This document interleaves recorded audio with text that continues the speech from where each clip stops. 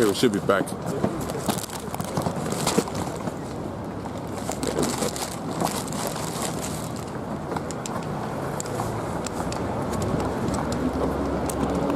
Okay, we should be back. There we go. Okay, so we was in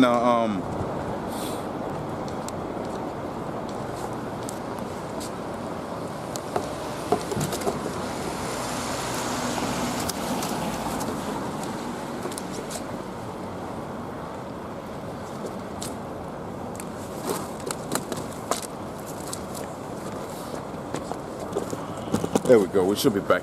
Okay. So we was in the book of Daniel, the second chapter, on the 44th verse, and this was talking about how you was gonna have Jake basically being the inheritors, okay, of the kingdom that's gonna be set up next, okay, which was gonna be for the Negroes, Hispanics, Native Americans, okay, before I was interrupted, okay. And pretty much what you have right now, you go to Babylon, okay, that's the principal town, that's the principal kingdom right now, okay. But ultimately, that's not what the Mosai is setting up. You ain't gonna have it to where the Chinese or the Japanese or the Russians, they're gonna be the next rulers, or they're gonna be the next top dogs within the earth. Rather, the country, you was gonna have it to where the Negroes, Hispanics, Native Americans, the Israelites, they was gonna be the principal and the top seed within the earth, if you will. Okay, you go to where you got the NBA. Okay, you got the top seed, the sixth seed, whatever. Well, really the top seed from the foundation of the earth was the Negroes, Hispanics, Native Americans, the Israelites. This goes back onto the book of Deuteronomy, the 7th chapter, on the 6th verse. How the Mosai said, "Thou art a holy people unto Yahweh Hashem Yahushai, and He has chosen thee to be a special people unto Himself above all people upon the face of the earth." Okay, so this was going to be a special people unto Yahweh Hashem Yahushai, and they was going to be what? They was going to be elevated within the latter times when when Babylon was going to be set up. The land of confusion, the city of confusion, was going to be destroyed, and the rulers of the next war was going to be the Negroes, Hispanics, Native Americans, the Israelites. The book of 2nd Ezra, the 6th chapter on the 9th verse, goes into this as well. How the Esau was going to be the end of the world, and Jacob was going to be the beginning of it that followeth. It goes into the fact that within the book of Maccabees, the 1st chapter, okay, around about the 40-something verse, how when Esau was going to rule, okay, and pretty much when he started his rule as back in the time of the so-called the Greeks, how that they was going when they began their rule, okay, that's when wickedness abounded within the earth. Okay, that's when wickedness went up exponentially. So we know that this thing of the wicked within the scriptures, and how the wicked was going to triumph for a short amount of time, how that the wicked was going to be ruling within the latter times, we can clearly identify that this was the Edomites going back onto the time of the Greeks, okay, and the resurgence of the Greco-Roman Empire during the Byzantine Empire, which all lines up perfectly with the prophecies within the book of Revelations. Okay, so let's go back onto this now. This is the book of Daniel, the 2nd chapter, on the 44th verse, and it says, "And in the days of these kings, the days of Putin, the days of Trump, okay, the days of these last rulers, okay, these last what you know as leaders, man. Okay, these last presidents, these last prime ministers, okay, in the days of these kings, right, was the Mosai was going to set up, in the days of these kings shall the God of heaven set up a kingdom which shall never be destroyed, okay, meaning to say it was going to rule in righteousness. And we know when a kingdom is established within righteousness, there is no reason for the Mosai to destroy it. Okay, when you read about the Greeks and the Romans, they was pushing forth wickedness, so that you know that they was going to be destroyed. We read about the Babylonians, the Egyptians, nothing but wickedness. So the Mosai was going to remove them from the rulership that he had given unto them. Okay, but when the Israelites get the rulership of the new kingdom, the new Jerusalem, okay, they're going to be ruling in righteousness. That goes into the fact that the second covenant was going to be established by way of putting the law, statutes, commandments of Yahweh Hashem Yahushai into the minds of the Israelites, so they was going to be perpetually righteous. So if they're perpetually righteous, well, we know that there wasn't going to be an army that would, rather more an enemy that was going to be raised up, okay, and to come up against them. Okay, when you read about the downfall of Jerusalem and downfall of the Israelites, you find that all started off with wickedness coming in into the congregation. You have a particular king set up idols and idol temples, and that's where the wicked, that's where the wickedness, right, amongst all the people of Israel came through. Okay, and as a result of it, that wicked energy coming into the congregation, you had it to where our enemies would rise up and take us down. Then we'll go back onto worshiping Yahweh Hashem outside. Okay, then we'll do right for a certain amount of time, and then again the process will repeat and repeat. okay, which is, this is a process that's been going on up until this time. But ultimately, now you got it to where the establishment of the second covenant, okay, through that, you was going to have it to where Jake was going to be just doing right all the time, man, okay? So it says this in the book of Daniel, the 2nd chapter on the 44th verse, it says, and in the days of these kings shall the Most High set up a kingdom which shall never be destroyed, okay, and the kingdom shall not be left to other people, but it shall break in pieces and consume all these kingdoms, and it shall stand forever. So that's what this whole the thing of good news was all about. Okay, so going back onto the book of Isaiah 47 and 4, it says, as for our Redeemer, the Lord of hosts is his name, the Holy One of Israel. It says, sit down in silence, get thee into the dark door of the Chaldees, for thou shalt not be called no more Lady of Kingdoms. So this thing of America being this glorious kingdom, and people just going towards that place and they're flocking towards that light, okay, that wasn't gonna be anymore, man. Okay, you wasn't gonna have it to where that's gonna be the end thing, especially when the kingdom is set up. You was gonna need no more need for the door of wickedness, for the door of Babylon. Okay, that was gonna be not necessary anymore. Okay, but you was gonna have Jerusalem set up. Okay, you was gonna have the Israelites set up. Okay, doing righteousness. Okay, establishing the law, statutes, commandments of the Most High, because the scriptures do say that we are a nation of kings and priests. And what do kings and priests do? Okay, they rule.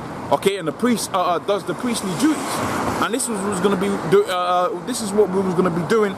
Okay, when the kingdom of the Israelites was going to be set up, we was going to be putting forth judgments. Okay, we was going to be preaching.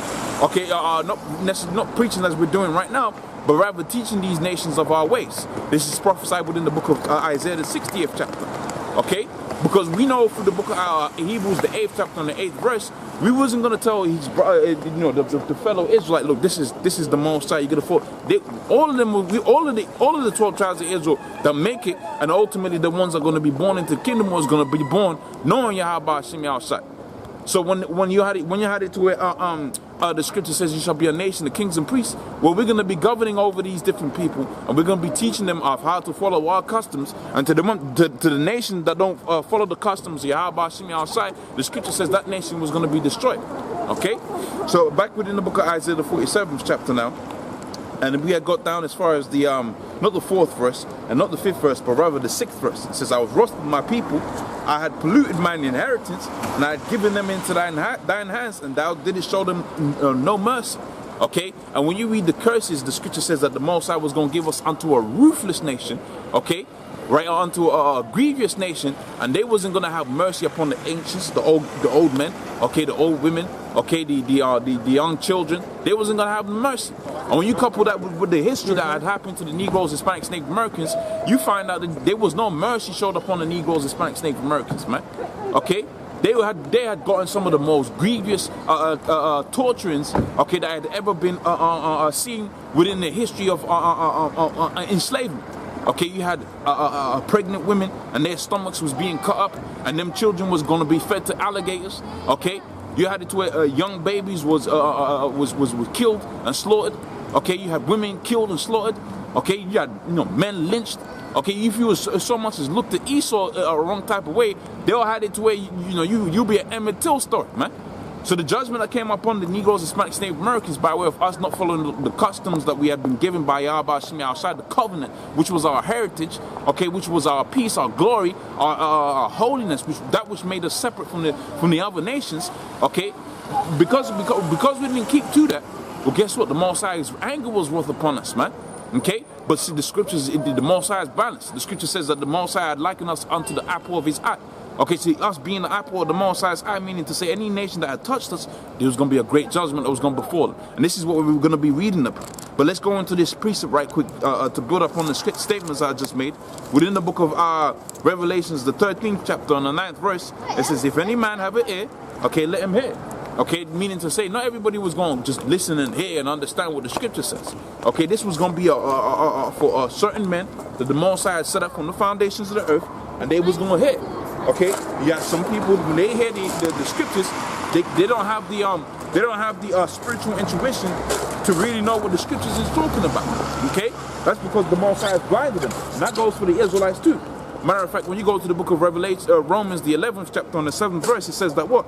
Okay, what then? Israel hath not obtained that which it seeketh for, but the election have obtained it, and the rest were blinded. Okay, so you got it to where you got a whole multitude of Israelites out there that ain't gonna understand the scriptures. You go to the book of Isaiah, the 6th chapter, the scripture says they was gonna understand it, okay, right when the kingdom, this is a society was gonna be destroyed. So really, ultimately, they're never gonna understand it until it's too late. Okay, they're never gonna perceive the entirety of the truth because it's too late, because the Most High has blinded them. Now, as for the rest of the people, we know that they're in gross darkness, man. Okay. The scripture within the book of Isaiah, the 60th chapter, tells you that gross darkness has covered the whole earth, man. Okay, gross darkness. Okay, and this gross darkness, okay, was going to be put out when the Lord establishes the light, okay, which is the men of the Lord teaching this word, okay, throughout the four corners of the earth, and this information is readily accessible, okay, within from the internet. Okay. Okay, so that's tight. That's tight now. That's all 100. So let's go back onto the scriptures now. Revelations, the 13th chapter, on the 9th verse, it says, "If any man have an ear, let him hear. He that leadeth into captivity." So the Israelites were led into captivity, okay, underneath Esau, the king of Babylon, if you will, okay, to put the completeness of the story and the sermon that I'm pushing forth today. Okay, the Negroes, Hispanics, Native Americans were put into captivity underneath Esau, underneath the king of Babylon. Okay, they were led into that captivity. Okay, and the scripture says that what? He that leadeth into captivity shall go into captivity. And this is perfect balance, especially when you're dealing with the apple of the Most High's eye, which was the Negroes, Hispanics, Native Americans, the Israelites scattered throughout the four corners of the earth. Okay, so it says there, he that killeth with the sword must be killed with the sword. Okay, but hey, the scriptures within the book of 1 Thessalonians, 2 Thessalonians 1 and 6 says that what? Seeing it is a righteous thing with the Most High to recompense them that trouble you. Okay, meaning to say that vengeance was needful for unto Yahweh Shem Yahshai. Vengeance was an important thing. Okay, the balancing of scales is an important thing unto Yahweh Shem Yahshai.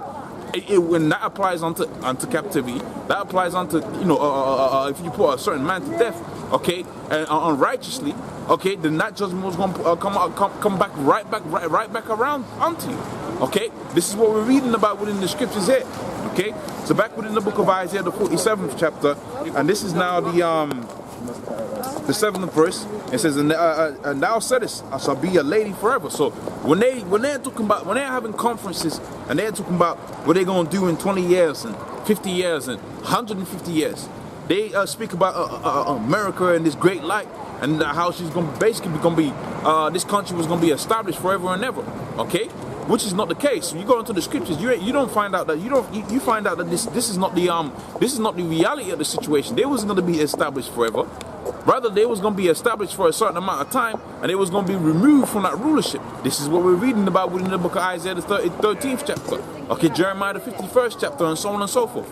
How that there was going to be a great judgment for all of the wickedness they have done, but for putting their hands upon the 12 tribes of Israel, there was going to be even more just. To the end that when you go to the book of Obadiah, the book of Job, the 20th chapter, you find out they was going to be completely removed from the earth, and the eye that saw them wasn't going to see them anymore. This was the great judgment that was going to come upon the great whole, which is America.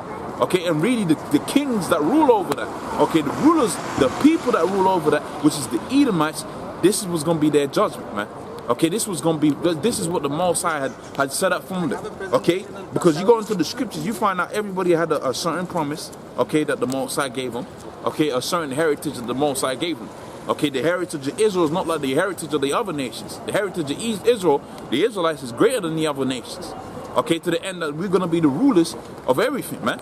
Okay, but the heritage of Esau, they was going to be, you wasn't going to see an Edomite again after a certain amount, after a dispensation of time. Their heritage was to be removed from the earth, okay, and never to be seen again. Okay, so let's go into Isaiah 47 and 8, and says, therefore hear now this, thou art given to pleasures, and thou didst thou that dwellest carelessly, that saith in thine heart, I am, and none else. Okay, which is going into pride. Okay, how they think that by way of their army, by way of their military strength, they was just gonna be forever. Okay, how that they was never gonna be matched on a military basis. They was never gonna be matched on a technological basis. But see, when the Most High sends His Son, they're going to be matched on a military basis. Matter of fact, they're going to be outmatched on a military basis. Okay, because you're going to have technologies that these people ain't never seen before. When you read about the salvation of Jacob, the scriptures goes as far as saying they shall be amazed at the strangeness of our salvation, because it's going to be so far beyond what they have looked for.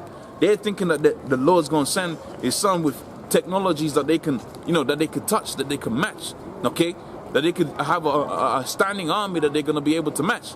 When the Lord was on the scene, okay, pretty much he could have just, taken the Romans out of the power. See, that's what the disciples were saying unto him. Without this time restore unto us the kingdom, because they knew he had the power. Okay, they had seen the different miracles that he had done upon the face of the earth, and they were saying, without this time restore the kingdom unto you, because he had the power to. When you had certain angels had come up onto the earth, okay, you had it to where it was written within the, it was written about their power, written about their glory, okay. And pretty much they had the power, even just one of them, to have it to where all the scriptures, the fulfillment of the scriptures was going to take place. Okay? But see, the Mosai didn't set it up that way. Okay, the Mosai set it up, the pride of Esau was going to go up and up. And when he was at the peak of his pride, which was going to be at the establishment of the so-called New World Order, okay, when he was going to be trying to do that, that's when the Mosai was going to remove that pride from him, because he was going to take everything that he had, whether it was, wherever you're talking about the petrol dump, or which is going to try transpire into some form of blockchain technology based around the RFID chip, okay? When the Mosai is going to take that away from him, his military strength. We read within the book of Isaiah, the 14th chapter, how the Lord was going to break the staff of the wicked. So that thing of the blessing, which is the sword, okay, spoken about within the Genesis that befell Esau, which is by the means by which they rule right now, that was going to be removed from the earth. Okay, that was going to be null and void in the time of the Lord's return. Okay, that blessing of the sword is okay when you're trying to take down Ammon and Moab and have it to where they are under subjection unto you, even the Israelites.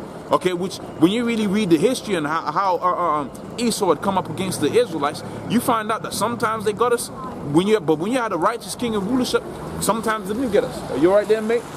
Do you believe in the Bible? Well, I believe in everything. You can't believe in everything. That's Catholicism. There's no Catholicism. Where are you from? Albania. You're from Albania? Okay. You know where it is? Yeah, I know where Albania is. Where is it? Within Europe, Albania. I know. I've asked you, so you I got a few Albanian friends, mate.